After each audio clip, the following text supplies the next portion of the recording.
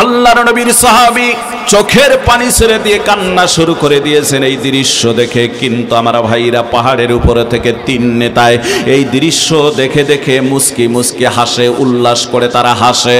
আর তাদের পাশে ছিল মদের বোতল খুলে খুলে গলায় দিয়ে যখন পান করা শুরু করে দিয়েছে, আমার আল্লাহ রব্বুল আলামিনের কুদরতি কায়দা, আল্লাহ বড় বেজার হয়ে গিয়েছেন নবীজির সঙ্গে আমার আচরণ করার কারণে।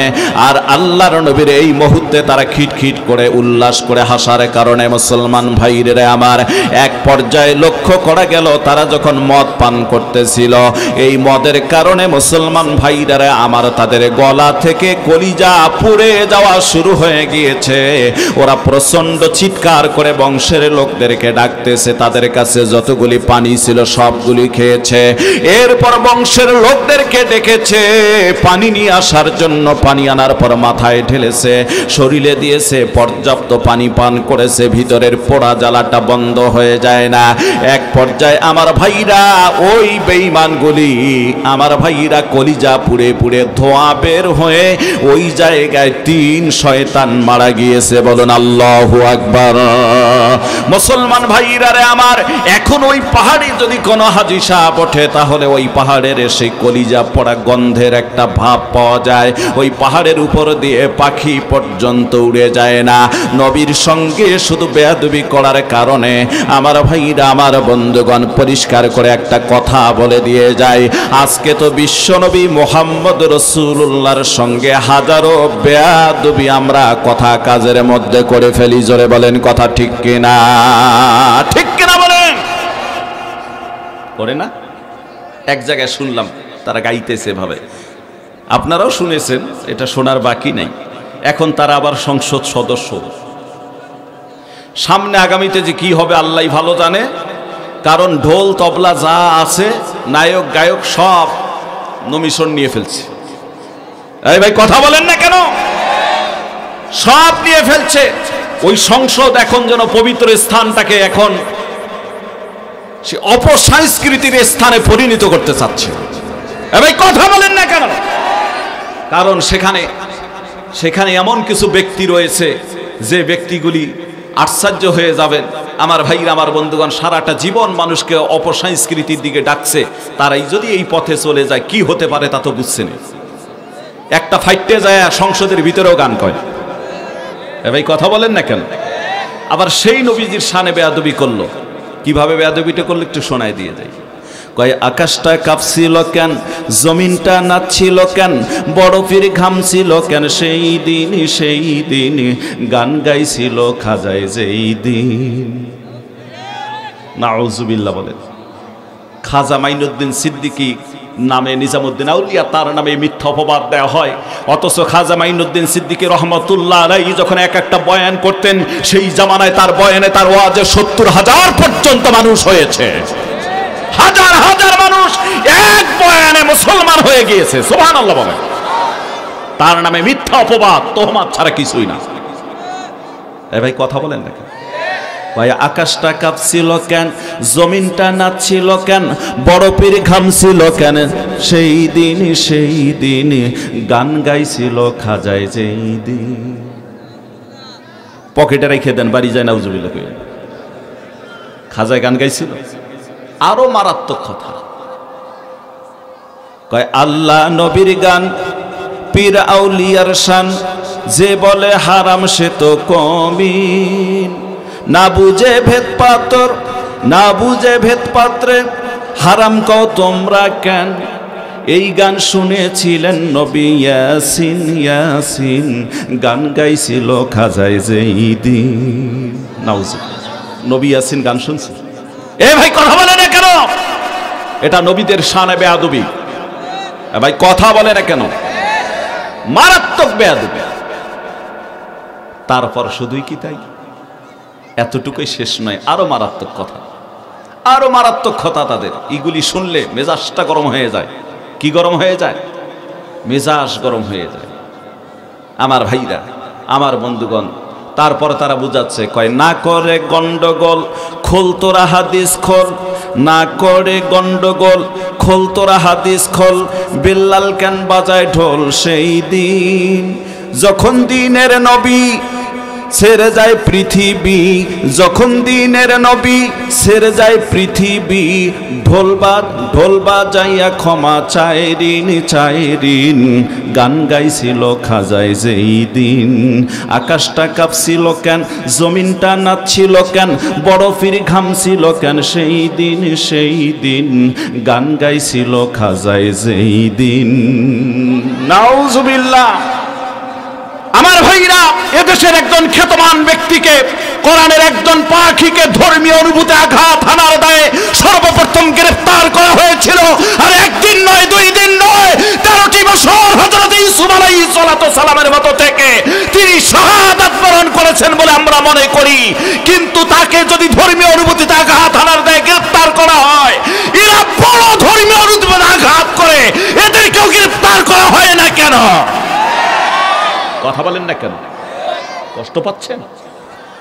এদেরকে কেন গ্রেফতার করা হয় না? সালাম নিয়ে গান। এ ভাই কথা বলেন না কেন? আসসালামু আলাইকুম বিয়ান সাহেব, কেমন আছেন বিয়ান সাহেব? বুকে বড় জ্বালা, আয় তোর বুকে দেই একটা গুড়ি, হ্যাঁ একটা লাথি দিয়ে দেই। সালাম নিয়ে পর্যন্ত দেশে গান ছড়ে। এ ভাই কথা বলেন না কেন? তখন ধর্মীয় অনুভূতিতে আঘাত আনা হয় না। কথা বলেন না কেন? আবার দেখেন, এক শ্রেণীর ভণ্ড আছে, কষ্ট পাইন না ভাই, আমি কিছু বলবোই, আমি তো বলছি হক কথা বলার মানুষই আমি। আপনি জিন্দেগিতে দাওয়াত দেন আর নাই দেন, তাতে আমার কোনো আফসোস নেই। আর এক শ্রেণীর ভণ্ডগুলো আছে, কিছুদিন আগে ভাইরাল হয় একটা ইস্যু, এখনো চলছে ভাইরাল হয় ইস্যু। কোন ইস্যু? ভাইরাল হয় ইস্যু। সম্মানিত ভাইরা, এক ভণ্ডরা বলতেছে চট্টগ্রামের, নাম মানার নাই বলি, আপনারা শুনলেই বুঝে নিতে পারবেন, কারণ জ্ঞানী যারা বোঝে তারা শুধু ইশারায়, ইশারা হলেই কি বোঝা যায় কি যায় না? জোরে বলেন, যায় কি যায় না?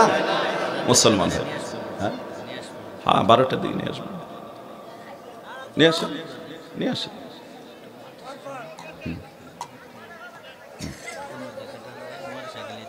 আচ্ছা ঠিক আছে, নিয়ে আসেন, নিয়ে আসেন, অনেকে সমস্যা নেই। সম্মানিত ভাইরা, আবার লক্ষ্য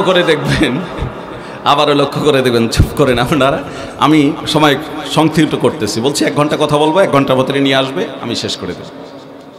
আমার ভাইরা, কয়েকদিন আগে এর ভিতরে ভাইরাল হয় ইস্যু, মারাত্মক শিরকি কথা তারা বলে। কি কথা বলে? মারাত্মক শিরকি কথা বলে। বড় আফসোস লাগে, কষ্ট লাগে মুসলমান, কেন তারা এই কথাগুলি বলে আমার তো তা জানা নাই। আমি মনে করি শয়তান তাদেরকে ধরেছে, তাই তো তারা এই কথাগুলি এভাবে বলে। আছে না নাই? কলেমা কালাম ভাই কোনো কিছুর দরকার নাই, কলেমা কালাম ভাই কোনো কিছুর দরকার নাই, আমার মরণকালে মুর্শিদের নাম শোনাইও দরবারি ভাইও, আমার মরণকালে ঢোলবাসি বাজাইও, আমার মরণকালে ঢোলবাসি বাজাইও দরবারি ভাইও, মরণকালে ঢোলবাসি বাজাইও। নাউজুবিল্লাহ। কলেমা কালাম ভাই কোনো কিছুর দরকার নাই, কলেমা কালাম ভাই কোনো কিছুর দরকার নাই, গাউসুল আজম ইসমে আজম আমার কানেতে পড়িও দরবারি ভাই, আমার মরণকালে ঢোলবাসি বাজাইও। মুসলমান কি এমন কথা বলতে পারে? এ ভাই জোরে বলে। আমি এই জন্য ওদের নামে বানাইছি, আমার মরণকালে আক্কাওয়ালা বাস দিও দরবারি ভাইও, আমার মরণকালে আক্কাওয়ালা বাস দিও। কলেমা কালাম ভাই কোনো কিছুর দরকার নাই, কলেমা কালাম ভাই কোনো কিছুর দরকার নাই, আমার মরণকালে কানে থাপ্পড় দিও দরবারি ভাইও, আমার মরণকালে আক্কাওয়ালা বাস দিও। ঠিক কি? মুসলমান কি করে এই কথাগুলি বলে আমার বুঝে আসে না। এই ভাই কথা বলেন না কেন? আবার আর এক শ্রেণীর মুসলমান পাওয়া যায়, কয় বাবা আমি তোমায় ভালোবাসি, চরণ চুনিতে বাবা গো বাবা তোমার কাছে আসি রে বাবা, আমি তোমায় ভালোবাসি। আছে না? ও মুর্শিদ বটবৃক্ষের নিচে গেলাম, ছায়া পাইবার সেই বাহারি ডিজাইন, ডাল ভাঙ্গিয়া রুদ্র লাগে আপন কর্ম দোষে, ফৈজিসা তোর লাইগা এই অঙ্গ জড় জড়, মনে লয় উড়িয়া যাইতাম ভাঙ্গা বাড়ি ঘর, বাজান তোর লাইগা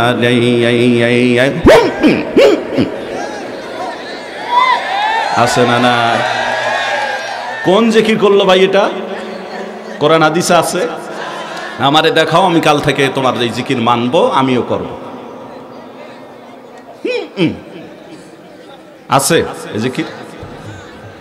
সম্মানিত ভাইরা, আমি জানি আমি লম্বা সময় বক্তৃতা দেব না, যেহেতু আপনাদের চুলকানি আছে কিছু একটা দেখার। আমিও বলছি তাড়াতাড়ি নিয়ে আসার জন্য। মাঝে মাঝে দুই একটা কথা শুধুমাত্র অল্প সময়ের জন্য বলে যাব। মুসলমান ভাইরা আমার, আজকের এই মাহফিল কোরআনে কারীমের মাহফিল, আরও কিছু কথা আছে শেষের দিকে উপহার দিয়ে যাব, লম্বা কথা বলবো না আমার ভাইরা। আজকের এই মাহফিল কোরআনে কারীমের মাহফিল, নুরানি হাফিজিয়া মাদ্রাসা কিন্ডারগার্টেন মাদ্রাসার উপলক্ষে এই মাহফিল। মুসলমান ভাইরা আমার, সংক্ষিপ্ত পরিসরে আমি কোরআনে কারীমের মহত্বের কথা একটু বলে দিয়ে যাব। আমার মুসলমান ভাইরা গভীর মনোযোগ দিয়ে দেন, যে কোরআনে কারীমের মাহফিল হয়েছে আল্লাহ রাব্বুল আলামিন এই কোরআন সম্পর্কে জানায় দেন। আল্লাহ বলেন, ওয়া ইযা কুরিয়াল কুরআনু ফাসতামিউ লাহু ওয়া আনসিতু লাআল্লাকুম তুরহামুন। আল্লাহ বলেন, বান্দা যখন তোমার সামনে পবিত্র কোরআনে কারীম তেলাওয়াত করা হয়, তখন তুমি গভীর মনোযোগ দিয়ে তা শ্রবণ করবে এবং নীরব থাকবে। লাআল্লাকুম তুরহামুন, আশা করা যায় বান্দা তুমি এর মাধ্যমে লাআল্লাকুম তুরহামুন রহমত প্রাপ্ত হবে। জোরে বলা যাবে কি সুবহানাল্লাহ। আমার মুসলমান ভাইরা আমার, এই কোরআনে কারীমের এই মাদ্রাসাটাকে অবশ্যই আপনারা খেয়াল করবেন। ও মুসলমান ভাই, 2টা থেকে 3টা হাদিস আপনাদের মাঝে একটু ব্যাখ্যা দিয়ে যায়। আল্লাহর নবী বিশ্ব নবী মুহাম্মদ রাসূলুল্লাহ সাল্লাল্লাহু আলাইহি ওয়াসাল্লাম বর্ণনা করেন, নবীজি বলেন, মান ক্বরাআল কুরআনা ফাস্তাজহারাহু ফাআহাল্লা হালালাহু ওয়া হাররামা হারামাহু আদখালাহুল্লাহুল জান্নাহ ওয়া শাফাআহু ফি আশরাতিন মিন আহলি বাইতিহি কুল্লুহুম ক্বাদ ওয়াজাবাত লাহুন নার। আল্লাহর নবী বর্ণনা করেন, এই পৃথিবীর জমিনে যে মানুষটা কোরআন শুদ্ধ করে পড়বে, কোরআনের উপর আমল করবে, আল্লাহ রাব্বুল আলামিন ওই ব্যক্তিকে মরার পর জান্নাতে প্রবেশ করাবেন। জোরে বলেন সুবহানাল্লাহ। নবীজি বলেন শুধু তাই নয়, ওয়া শাফাআহু ফি আশরাতিন মিন আহলি বাইতিহি কুল্লুহুম ক্বাদ ওয়াজাবাত লাহুন নার। আমার নবী বলেন ওই ব্যক্তিকে সুপারিশ করার অনুমতি দেওয়া হবে, যাও বান্দা যাও, জাহান্নামের কাতারের মধ্যে এমন ব্যক্তি তোমার বংশের ভিতরে থেকে দাঁড়িয়ে আছে যারা জাহান্নামের সার্টিফিকেট পেয়ে জাহান্নামের কাতারে দাঁড়িয়েছে, এমন 10 জন জাহান্নামী ব্যক্তিকে সুপারিশ করে নিয়ে আমার জান্নাতে চলে যাও। জোরে বলেন সুবহানাল্লাহ। আমার ভাইরা, আমার বন্ধুগণ, এই ব্যক্তিটা জাহান্নামের কাতারের মধ্যে চলে যাবে। যাওয়ার পর লক্ষ্য করে দেখবেন, আহারে এখানে আমার ভাই রয়েছে, বাবা রয়েছে, এরপর এখানে মা রয়েছে, এখানে ফুফু রয়েছে, এইখানে আপনজন অনেকেই রয়েছে, দাদা দাদি রয়েছে, নানা নানি রয়েছে। আল্লাহর বান্দা বাঁচতে বাঁচতে দেখবে কোরআনকে মহব্বত করেছে, মাদ্রাসাকে মহব্বত করেছে, জীবনের সর্বস্ব বিলিয়ে দিয়ে কোরআনের প্রতিষ্ঠানকে মহব্বত করেছে। এমন ব্যক্তিটাও জাহান্নামের কাতারে দাঁড়িয়ে আছে, ওই মাদ্রাসার ছাত্র। ওই ব্যক্তিগুলি সহ সবগুলিকে আল্লাহর সিংহাসন সিংহাসনের সামনে উপস্থিত করাবে। আল্লাহ বলবে, বান্দা 10 জন নিয়ে জান্নাতে যাবা, কিন্তু এতগুলো নিয়ে আসছো কেন? ডাক দিয়ে বলবে, আল্লাহ এরা সবাই তো আমার আপনজন। এই ব্যক্তি কোরআনকে ভালোবেসেছে, মহব্বত করেছে, এই ব্যক্তি কোরআনের প্রতিষ্ঠানকে জীবনের সে মহব্বত করেছে, তার বাড়িতে লজিং ছিলাম, তিনি এই মাদ্রাসাকে সহযোগিতা করেছেন, এরা তো আপনজন, কারে বাদ দিয়ে আর কারে নেই, এই জন্য নিয়ে এসেছি। আমার আল্লাহ ডাক দিয়ে বলবেন, বান্দা তোমার ভিতরে যদি এত মায়া, যাও তোমার কোরআনের খাতিরে যাদের নিয়ে এসেছো সবগুলিকে আমি আল্লাহ জান্নাতি করে দিলাম। জোরে বলেন সুবহানাল্লাহ। মুসলমান ভাইরা রে আমার, আল্লাহর নবী আর এক হাদিস শরীফের ভিতরে বর্ণনা করেন, নবীজি বলেন, মান ক্বারাআল কুরআন ওয়া আমিলা বিমা ফিহি উলবিসা ওয়ালিদাহু তাজাই ইয়াউমাল কিয়ামাহ দাউহু আহসানু মিন দাউইশ শামসি ফি বুয়ুতিদ দুনিয়া লাউ কানাত ফিকুম ফামা যন্নুকুম বিল্লাযী আমিলা বিহাযা। আল্লাহর নবী বর্ণনা করেন, কিয়ামতের ময়দানে এই পৃথিবীতে যে তার সন্তানাদিদেরকে কোরআনে কারীম শিক্ষা দিল, শিক্ষা শুদ্ধ করে কোরআন শিখাইল, আমার ভাইরা আমি বলবো না যে শুধু আপনি হাফেজ বানান, মুফতি বানান, মুহাদ্দিস বানান, এই কথা আমার নয়। আমার কথা হলো একটা সন্তানকে সহি শুদ্ধ করে কোরআনে কারীম শিক্ষা দিয়ে দেন, অন্তত কিছু মাসলা মাসাইল শিক্ষা হয়ে যাক, তারপরে ছেলেটাকে আপনি স্কুলে দেন। এরপর যদি আপনি যদি অন্য কোনো মাদ্রাসায় দেন, স্কুলেও যদি দেন, জেনারেল শিক্ষায় যদি শিক্ষিত হয়ে যায়, কোরআনটা শুদ্ধ করে জানা থাকলো, মাসলা মাসাইল জানা থাকলো, আমার ভাইরা এই কোরআনের উপরে যদি সেই সন্তানটা আমল করে, আল্লাহর নবী বর্ণনা করেছেন ওই ব্যক্তির পিতা মাতাকে আল্লাহ কিয়ামতের দিন নূরের তাজ পরায় দিয়ে হাসরে উঠাবেন। জোরে বলেন সুবহানাল্লাহ। আল্লাহর নবী বর্ণনা করেন, দাউহু আহসানু মিন দাউইশ শামসি ফি বুয়ুতিদ দুনিয়া, আকাশের সূর্যটা 9,30,00,000 মাইল দূরে, এত দূরে সূর্যটা অবস্থিত রয়েছে। এই সূর্যটা ছিঁড়ে নিয়ে এসে জমিনের কোন ঘরে সেট করলে ঘরটা যত আলোকিত উজ্জ্বলিত হবে, তার চেয়ে বেশি আলোকিত উজ্জ্বলিত হবে কোরআন পড়ার পিতা মাতার চেহারা, শুধুমাত্র নূরের তাজ এই টুপি পাওয়ার কারণে। জোরে বলা যাবে কি সুবহানাল্লাহ। মুসলমান ভাইরা রে, এই জন্যই মাদ্রাসায় কিন্ডারগার্টেন নুরানি শাখায় বা ছাত্র ভর্তি চলবে। এই তো শুরু হয়ে গেল ছাত্র ভর্তি, বিভিন্ন জায়গায় চলছে। নুরানি শাখায় আপনারা বাচ্চাদেরকে অবশ্যই ভর্তি করে দিবেন। যদি করে দিতে পারেন, একটা ছেলে যদি এরকম আমলদার হয়, তাহলে নূরের টুপি পাবেন। আজকে রাস্তাঘাটে চলার কারণে দেখা যায় মাঝে মাঝে এভাবে একটা ছন্দ কয় কয় দানকারীর পিতা মাতাকে আল্লাহ সুখে রাইখো কবরে, নূরের টুপি পড়াইয়া আল্লাহ উঠাইবেন রোজা হাসরে। আমার ভাইরা, দান করলে দানের সব পাওয়া যাবে, এটা ঠিক, কিন্তু নূরের টুপি পাওয়া যাবে না। কোন হাদিস দিয়ে প্রমাণ করাতে পারবে না, কোরআনের কোন আয়াত প্রমাণ করাতে পারবে না। নূরের টুপি যদি বান্দা পেতে চাও, তাহলে এক একটা সন্তানদেরকে কোরআনে কারীম শিক্ষা দেওয়ার ব্যবস্থা করে দাও। জোরে বলেন সুবহানাল্লাহ। সন্তান ছেলে হোক মেয়ে হোক, কোরআন যদি শুদ্ধ করে শিক্ষা করে, কোরআনের উপর আমল করে, আল্লাহর নবীর বাণী হচ্ছে ওই ব্যক্তিকে আল্লাহ, ওই ব্যক্তির পিতা মাতাকে আল্লাহ নূরের টুপি পরায় দিবেন। আল্লাহর নবী বর্ণনা করেন, ফামা যন্নুকুম বিল্লাযী আমিলা বিহাযা। ও দুনিয়ার মানুষেরা, কোরআন শেখার কারণে যদি তার পিতা মাতাকে আল্লাহ এত সম্মানিত করেন, তাহলে যিনি কোরআন শিখেছেন, পারছেন, যিনি ব্যক্তি যিনি হবেন, তার মর্যাদা কত হবে। আল্লাহর নবী আর এক হাদিস শরীফের ভিতরে বলেন, ইকরা ওয়ারতাকি ওয়ারাতিল কামা কুনতা তুরাতিলু ফিদ দুনিয়া ফা ইন্না মানজিলাকা ইনদা আখিরি আয়াতিন তাকরাউহা। নবীজি বলবেন, বান্দা দুনিয়ায় কষ্ট করে কোরআন শিখেছো, আমল করেছো, বান্দারে আজকে কোরআনের এক একটা আয়াত তেলাওয়াত করার জান্নাতের এক একটা তালার মধ্যে ওটা শুরু করে দাও। আল্লাহর বান্দা যদি হাফেজে কোরআন হয়, সেই দিন কোরআনে কারীমের 6666টা আয়াত তেলাওয়াত করে জান্নাতের 6666 তালা বিল্ডিং এর মালিক হয়ে যাবে। জোরে বলেন সুবহানাল্লাহ। নারে তাকবীর। আল কোরআনের আলো, কোরআন হাদিস যেখানে, কোরআন হাদিস যেখানে, এ গান বাজনা যেখানে, লিল্লাহি তাকবীর। এই জন্য আমার ভাইরা এই কোরআনে কারীম শিক্ষা করবেন, এক একটা ছাত্রদেরকে পাঠিয়ে দিবেন, ছেলে হোক মেয়ে হোক, কিন্ডারগার্টেনে ভর্তি করে দিবেন। পাশাপাশি একটা কথা না বললে নয় মুসলমান ভাইরা আমার, এই কোরআনের মুজিজা বহু জায়গায় রয়েছে। আমি এবারে রৌমারিতে একটা জায়গায় প্রোগ্রাম করলাম, কাইমটাপুসর নামে একটা জায়গায়। ওই জায়গার লোকেরা বললেন হুজুর 40 থেকে 45 বছর আগে এই জায়গায় একটা নদী ছিল, ধারণা করা হচ্ছে নদীতে একটা কোরআন ভেসে এসে মাটির নিচে পড়ে গিয়েছিল। কবর খনন করার সময় কোরআনটা বেরিয়েছে। এই কোরআনের ছাপা বর্তমান 10-20 বছর আগের ছাপার সাথে বনে না। সেই 40 থেকে 45 বছর আগে যে ছাপাগুলি ছিল ওই ছাপার কোরআন শরীফ এটা। হুজুর এই কোরআনটা কবর খনন করার সময় পাওয়া গিয়েছে। হুজুর আজকে এত বছর হয়ে গেল, কোরআনের একটা অক্ষর নষ্ট হয় নাই, অক্ষত অবস্থায় রয়েছে। জোরে বলা যাবে কি সুবহানাল্লাহ।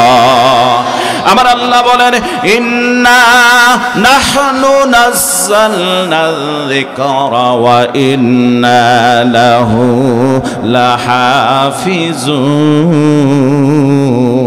লাহাফিজুন। আল্লাহ বলে নিশ্চয় কোরআনে কারীম নাযিল করেছে, আমি হেফাজতের দায়িত্ব নিয়েছি আমি আল্লাহ। সুতরাং আমার ভাইরা যে কোরআন নাযিল করেছেন আল্লাহ হেফাজত করবেন। আল্লাহ পৃথিবীর কোনো মানুষ এই কোরআনকে মিটাতে পারবে না, এই কোরআনকে ধ্বংস করা সম্ভব হবে না। তাই তো একজন কবি এই আয়াতের উপরে থিতিস করে আয়াতের ব্যাখ্যাটা পড়ার পর বাংলার জমিনে একজন গায়ক, একজন হিন্দু গায়ক, হিন্দু হওয়ার পর পরিষ্কার করে একটা কথা বললেন, যদি আগুন লেগে ধ্বংস হয়ে যায়, যদি আগুন লেগে ধ্বংস হয়ে যায় পৃথিবীর সব বইয়ের দোকান, তবু বিশ্ব থেকে হারাবে না পবিত্র কোরআন। মারহাবা বলেন। তবু বিশ্ব থেকে হারাবে না পবিত্র কোরআন। কেমন করে ধ্বংস হবে কোরআনের তেজ? কারণ এই পৃথিবীতে আছে লক্ষ লক্ষ কোরআনে হাফেজ, তারাই আবার ছাপায় আসমানি গ্রন্থ, তারাই আবার ছাপিয়ে আসমানি গ্রন্থ, বাঁচাবে কোরআনের সম্মান, তবু বিশ্ব থেকে হারাবে না পবিত্র কোরআন। ঠিক কিনা বলেন? পাকিস্তানের জিয়া মরল দুর্ঘটনায় ভাই, বিমান পুড়ে ছাই হইল, কোরআন পড়ে না। আল্লাহু আকবার। পাকিস্তানের জিয়াউল হক প্রেসিডেন্ট, বুকের মধ্যে ছিল একটা কোরআনে কারীমের কপি, যেখানে যাইতো ওটা পড়তো। ছোট্ট পকেট কোরআন, আপনার দেখছেন কিনা, চেন লাগা আছে একটা ছোট কোরআনে, এতটুকু পকেট কোরআন শরীফ বলে। উনি যখন কোথাও যাইতেন তখন পার্সোনাল বিমানের ভিতরে ওই কোরআনটা পড়তেন, এরপর গাড়ির মধ্যে থেকে কোরআনটা পড়তেন, মানে কোরআন তিনি পড়তেন, ভালো করে অনুধাবন করতেন। একবার আমার ভাইরা তিনি সফরকালীন অবস্থায় বিমান দুর্ঘটনায় ব্যাটা মারা গেল, বিমান পুড়ে ছাই হয়েছে, কিন্তু আল্লাহর কোরআন পুড়ে যায় না। সুবহানাল্লাহ বলেন। এই কোরআনের পক্ষে থাকতে রাজি আছেন তো? জোরে বলেন আছেন তো? আল্লাহ যেন কবুল করে নেয়, বলুন আমিন। আরো জোরে বলেন আমিন। আল্লাহ পাক আপনাদের সবাইকে কবুল করে নোক, আমিন বলেন। লিল্লাহি তাকবীর। জনাব আলহাজ আব্দুর রাজ্জাক চৌধুরী সাহেবের আগমন, জনাব আলহাজ আব্দুর রাজ্জাক চৌধুরী সাহেবের আগমন। নারায়ে তাকবীর। হ্যাঁ, চুলকানি দমবে একবার, আর সমস্যা নেই। আমার দিকে তাকান, আমার দিকে তাকান। সম্মানিত ভাইরা, আলোচনার একটু পরিবেশ দিতে হয়। কেমন এখন চাপিয়ে আসছেন, কেমনি একবারে কানায় কানায় ভরে আসছেন আমার ভাইরা। আমার বন্ধুগণ, আগে যারা সামনে ছিলেন তারা তো দেখা যাবে যে অবশ্যই দেখতে পাবেন, কিন্তু যারা পিছনে ছিলেন তারা তো এই সামন থেকে এইভাবে দেখতে পারবেন না।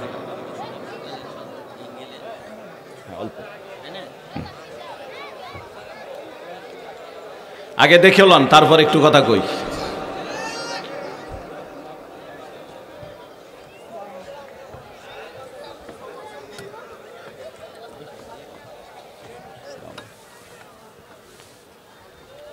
বসেন। এই আব্দুল খালিক ভাই ইয়ে আসছে নাকি? আইসা পড়ছে? ওই ফোন তো দিলে। হ্যাঁ,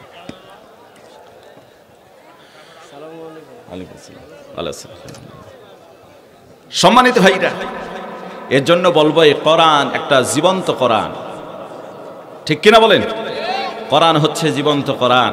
এই কোরআনের পক্ষে আমাদের থাকার দরকার। আপনি আমি ছাতাপাতা যদি কোরআনের পক্ষে না থাকি, আল্লাহর কোনো ক্ষতি হবে, বরং আমরাই আমাদের শেষ ঠিকানা জাহান্নামের দিকে নেব। কথা বলেন না কেন? কারণ আল্লাহর নবী এক হাদিস শরীফের ভিতরে বলছেন, মা মিন শাফিইন আফদালু মানসিলাতান ইনদাল্লাহ ইয়াউমাল কিয়ামাতি মিনাল কুরআন লা নাবিয়্যুন ওয়ালা মালাকুন ওয়ালা গায়র। রাসূল বলেছেন, কিয়ামতের ময়দানে কোরআন হবে সবচেয়ে বড় সুপারিশকারী। জোরে বলেন সুবহানাল্লাহ। এই কোরআনের সুপারিশ আমরা চাই। জোরে বলেন চাই কি চাই না? আমি 1 ঘন্টা কথা বলতে চাইছিলাম, মোটামুটি প্রায় কাছে চলে আসছে, হয়তো মিনিট 10 আছে, শেষ করে দেব নাকি বলেন? তারপর উনি কথা বলবেন। হ্যাঁ, আমি বলবো। মাশাআল্লাহ, মনে রাখবেন আমার ভাইরা, আর বসার জায়গা নেই, যদি সুযোগ থাকে তাহলে একটু অন্য ভাইদেরকে একটু বসার সুযোগ করে দেন। একটা কথা আপনাদেরকে বলে দিয়ে যাই, এদিকে আমার দিকে তাকান, আমার দিকে তাকান ভাইরা আমার। সমস্যা নেই, মিডিয়ার লোকরা তো থাকবেই, ওনারা তো আসবেই। তারপর মাঝে মাঝে বসবে, মাঝে মাঝে ওনার কাজ উনি করবেন, করতে দেন ওনাকে। তা আমি যে কথাটা বলতে চাই, আমার দিকে তাকান আমার ভাইরা, আমার বন্ধুগণ। আল্লাহ রব্বুল আলামিনের কাছে যতটুকু হাদিয়া আপনি পেশ করেন, সেই হাদিয়াটার জন্য নির্ভেজাল হয়। কথা বুঝাতে পারলাম? অর্থাৎ আপনি যে ইবাদতটা করবেন, সেই ইবাদতটা অল্প হোক, সেটা যেন নির্ভেজাল হয়, শিরিক বেদাত মুক্ত যেন হয়। পারবেন ইনশাআল্লাহ? জোরে বলেন পারবেন তো? কারণ রাসূলের একটা হাদিস আছে, ওয়ান আবি হুরায়রা রাদিয়াল্লাহু তাআলা قال قال رسول الله صلى الله عليه وسلم اجتنبوا السبع الموبقات قالوا يا رسول الله وما هن قال الشرك بالله بالحق واكل الربا واكل مال اليتيم والتولي يوم الزحف وقذف المحصنات المؤمنات الغافلات রাহু মুত্তাফাকুন আলাইহি আও কামা ক্বালা আলাইহিস সালাতু ওয়াস সালাম। নবীজি বলেছেন, আমার সাহাবীরা, মানুষের জীবনে এমন 7টা কর্ম আছে, যদি ওই 7টা কর্ম মানুষ করে, তাহলে জীবনের আমল অবশিষ্ট থাকে না, সব পুড়ে ছাই হয়ে যায়, বরবাদ হয়ে যায়। নাউজুবিল্লাহ বলেন। এই 7টা আমল কি কি? সাহাবীগণ প্রশ্ন করলেন, ক্বালু ওয়া মা হুন্না ইয়া রাসূলুল্লাহ, আল্লাহর নবী গো, ওই গুনাহগুলি কি কি আমরা একটু জানতে চাই। নবীজি বলেন, আমার সাহাবীরা, 70টা কবিরা বড় বড় গুনাহ রয়েছে, তার ভিতরে মোস্ট 7টা কবিরা গোনা হচ্ছে, যে গোনাগুলি করলে মানুষের আমল বরবাদ হয়ে যায়, বড় কবিরা গোনা। এই 7টা গোনার ব্যাখ্যা দিয়ে রাসূল বললেন, ক্বালা আশ-শিরকু বিল্লাহ, 1 নাম্বার হচ্ছে তোমরা শিরিক করবা। এ ভাই, 1 নাম্বার কি করবা না? জোরে বলেন, কি করবা না? কোন মাজারে সিজদা দিয়ে চাবা না, কোন মাজারের কাছে চাবা না। দেওয়ার মালিক কে? ছেলে চাবা কার কাছে? মেয়ে চাবা কার কাছে? বিপদ আপদ বালা মুসিবত থেকে মুক্তির ব্যাপারে চাবা কার কাছে? আল্লাহর কাছে যেতে হবে। কার কাছে? আল্লাহর কাছে। 1 নাম্বার বললেন, রাসূল বললেন, ক্বালা শিরকু বিল্লাহ, শিরিক করো না। ওয়াস সিহরি, জাদুবিদ্যা শিখো না, জাদু করো না, জাদু দেখতেও যেও না। এর জন্য কোথাও যদি জাদু খেলা লাগায়, আপনারা দেখতে যাবেন, কিছু হাতে আছে হাতের ম্যাজিক, আপনারা বুঝবেন না, মনে করবেন জাদু, কিন্তু ওটা হাতের ক্যাপাসিটি। এটা দেখাও যদিও জায়েজ আছে, কিন্তু ওখানে না যাওয়াই এটাও জায়েজ নাই। এই কারণে ওখানে গেলে আপনি ধোকায় পড়ে যাবেন। কিসে পড়ে যাবেন? ধোকায় পড়ে যাবেন। টাকা বানাইতেছে, এ বেটাই যদি টাকায় বানাইতে পারে, তাহলে ওকে বাইরে আসা লাগে কেন? এ ভাই, কথা বলেন না কেন? এই টাকার ডাইস আছে, এমনভাবে ধরবে, উল্টাই দিলে টাকা, এখন কোন দেশের টাকা চান, কয়েক দেশের টাকা ওদের হাতের ডাইসে আছে, ওইভাবে ধরবে। আমার কাছে ছিল একটা সেট, তারপর আস্তে করে উল্টে ফেললে আপনাকে এখন টাকা দিচ্ছে, পাকিস্তানের টাকা, বাংলাদেশের টাকা, সৌদি আরবের টাকা, বিভিন্ন জায়গার টাকা। বেটা এত টাকা বানাইতে পারো তো বাইরে বেরো কেন? তার মানে এগুলো হাতের ম্যাজিক। কথা বুঝতে পারলাম? আল্লাহ নবী বলেন, ওয়াসহির, তোমরা জাদুবিদ্যা শিক্ষা করো না। ওয়া কাতলুন নাফসিল্লাতী হারামাল্লাহু ইল্লা বিল হক, আল্লাহর আইন ও বিধান ব্যতীত যদি কেউ কোনো মানুষকে হত্যা করে ফেলে, তো এই হত্যা করার গোনা, কবিরা গোনা মাফ হবে না। কিয়ামতের ময়দানে খুনি হিসাবে আল্লাহর আদালতে দাঁড়াতে হবে। আজকে আমার ভাইরা, এই সমাজের বহু হত্যাকারী আছে। আপনারা বলতে পারেন, হুজুর কেমনে হত্যাকারী? 1 শ্রেণীর হত্যাকারী আছে যারা ক্ষমতার কারণে যত মানুষ মারার প্রয়োজন হোক না কেন ক্ষমতা চায়। এ ভাই, কথা বলেন না কেন? এটা 1 শ্রেণীর হত্যাকারী। কথা বুঝাতে পারলাম? আরেক শ্রেণীর হত্যাকারী হলো যারা নিজেরা মানুষ হত্যা করে কিন্তু জানে না, অর্থাৎ স্ত্রীর গর্ভে তারা সিদ্ধান্ত নিয়েছে ছেলে মেয়ে হয়েছে আর সন্তান নেব না, অথবা দুইটা হয়েছে, একটা হয়েছে, তিনটা হয়েছে, আর নেওয়ার দরকার নাই। ঘটনাক্রমে স্ত্রীর গর্ভে সন্তান এসে গিয়েছে। এই সন্তান 3-4 মাস পর দেখলো যে না সত্যিকারেই আর মিন্স হচ্ছে না। এবার স্বামী স্ত্রী পরামর্শ করে পেটের বাচ্চাটা নষ্ট করে ফেলে, যেটাকে বলা হয় সম্ভবত অ্যাবর্শন বলা হয়, অ্যাবর্শন। এই অ্যাবর্শনের মাধ্যমে যে সন্তানটাকে নষ্ট করলেন, সেটা কোনো ঔষধ খাওয়ায় হোক, কিট খাওয়ায় হোক, আর কোনো ডাক্তারের কাছে গিয়ে হোক, নার্সের কাছে গিয়ে হোক, কিয়ামতের ময়দানে এই বাচ্চাটা আল্লাহর আদালতে অভিযোগ করে বলবে, আল্লাহ কি অপরাধ ছিল, এই লোকগুলি কেন আমারে হত্যা করেছে, এই পিতার এই মাতা, আমি এর বিচার চাই। এমন খুনি সমাজ আছে না? এ ভাই কথা বলেন না কেন? এটা 3 নম্বর গুনাহ, কবিরা গুনাহ। 4 নম্বর গুনাহ হলো ওয়াকলুর রিবা, সুদ খাওয়া যাবে না, সুদ ঘুষ খাওয়া যাবে না। আজকে সুদ সয়লাভ হয়ে গেছে সমাজে, এ ভাই অথবা ধানের উপর, এটা ছেড়ে দেন। 5 নম্বর আল্লাহর নবী বর্ণনা করেন, আল্লাহর নবী বর্ণনা করেন 5 নম্বরে আল্লাহ, 5 নম্বর তো বললাম, 6 নম্বর বলেন ওয়াকজফুল ওয়া তাওয়াল্লি ইয়াউমাজ জাহফি, যুদ্ধের ময়দান থেকে কোনো মানুষ ব্যাক করে আসা, ফিরে আসা। 6 নম্বর হলো আল্লাহর নবী বর্ণনা করে দিয়েছেন ওয়াকজফুল মুহাসানাতিল মুমিনাতিল গাফিলাত, কোন সতী সাধবী নারী কিংবা পুরুষের ব্যাপারে মিথ্যা অপবাদ দেওয়া। আজকে মিথ্যা অপবাদে সয়লাভ হয়ে গিয়েছে। হাজারো অপরাধ করে এদেশে এমনভাবে রাস্তা তৈরি হচ্ছে, কন্ট্রাক্টর অনেকেই দুর্নীতি করে, কন্ট্রাক্টররা নিজেরা আবার দুর্নীতি করে না, করায় কারা? যারা এর উপরস্থ আছে, যার অধীনে কাজ করে, যারা ওই এলাকার মালিক, ওই সেই বড় বড় নেতা, তারা টাকা পয়সা নিয়ে কন্ট্রাক্টরকে বলে যেমনি হোক মেকআপ দিয়ে যাও। কন্ট্রাক্টর এমনভাবে কাজ করে মুরগি হাসড়িয়ে দিলে পিছ উঠে যায়। এবার কথা বলেন না কেন? তারপর রডের বদলে বাঁশ, খেজুরের ডাল। এরা ঘুরে বেড়ায় ওপেন ফিল্ডে, আর হক্কানি উলামায়ে কেরাম 4 দেয়ালের ভিতরে। কথা বলেন না কেন? সেই উলামায়ে কেরামকে আবার মিথ্যা অপবাদও দেয়া হয়, নারীর সাথে এই করছে, ওই করছে, এটা করছে, সেটা করছে। এই সব বানানো নাটকে সবাই জানে। কথা বলেন না কেন? সম্মানিত ভাইরা, কথা আর বাড়াচ্ছি না, সর্বশেষ যে কথাটা বলবো, শিরিক আমরা করব না। 7টা কবিরা গুনার ভিতরে শিরিকটা হচ্ছে বড় গুনাহ। আমার ভাইরে, শিরিক দিয়ে সমাজ ভয়পুর হয়ে গিয়েছে। আজকে শিরিকের ভরপুর সমাজ আমার ভাইরা। এর কারণে মাঝে মাঝে আমি বলে থাকি, ওদের কিছু সংখ্যক মানুষ আছে এভাবে বলে থাকে, কয় কিরামান কাতিবিন রোজা হাসরের দিনে, কিরামান কাতিবিন রোজা হাসরের দিন, আল্লাহর কাছে যদি করে অভিযোগ, আমি বলবো দুনিয়ায় ছিলাম কেল্লা বাবার লোক। আছে না নাই? কোন বাবার পরিচয় কাজে লাগবে? আল্লাহর নবী ডাক দিয়ে বলেন, ফাতেমা কবরে গিয়ে যদি বলো আমি আখিরি জামানার পয়গম্বর নবী মুহাম্মদ রাসূলুল্লাহর মেয়ে, কোনো কাজে লাগবে না। কবরে গিয়ে যদি বলো আমি হোসেন হাসান রাদিয়াল্লাহু তাআলা আনহুমার মা, কোনো কাজে লাগবে না।